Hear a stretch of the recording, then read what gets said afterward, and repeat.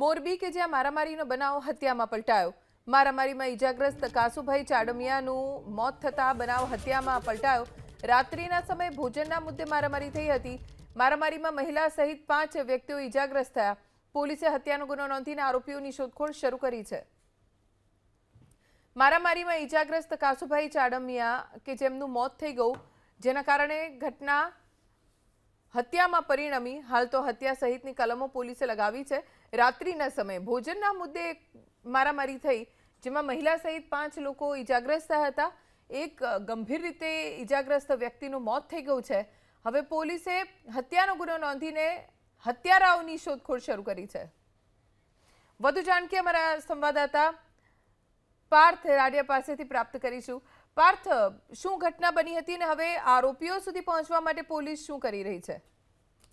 મોરબીના પાડા પુલ નીચે ઝુંપડપટ્ટી વિસ્તાર છે અને ત્યાં જે લોકો ઝુંપડપટ્ટી બાંધીને રહેતા હોય છે, ગત રાત્રિના અમુક સામાજિક સંસ્થા દ્વારા અહીંયા ભોજન આપવામાં આવે છે, તો ભોજન લેવા માટે આ કેશુભાઈ સહિતના જે લોકો ત્યાં ગયા હતા અને બાદમાં કોઈ કારણોસર આસપાસના લોકો સાથે બોલાચાલી થઈ હતી। ત્યારબાદ મારામારીનો જે બનાવ છે ત્યાં પાડાપુલ નીચે બન્યો હતો।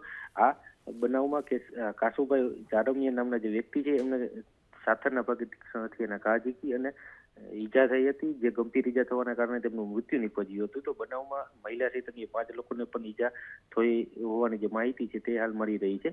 ઘટનાની જાણ થતાં મોરબી બી ડિવિઝન પોલીસ પણ ઘટના સ્થળે દોડી આવી હતી અને બનાવ અંગે વધુ તપાસ હાથ ધરવામાં આવી છે। તો કાસુભાઈ ચાડમિયાનું મૃત્યુ થતાં પોલીસે હત્યા સહિતની કલમો અનુસાર ગુનો નોંધવાની તજવીજ હાથ ધરી અને આરોપીઓની ધરપકડ છે તે કરવા કવાયત હાથ ધરવામાં આવી છે। પાર્થ, આભાર જાણકારી આપવા માટે।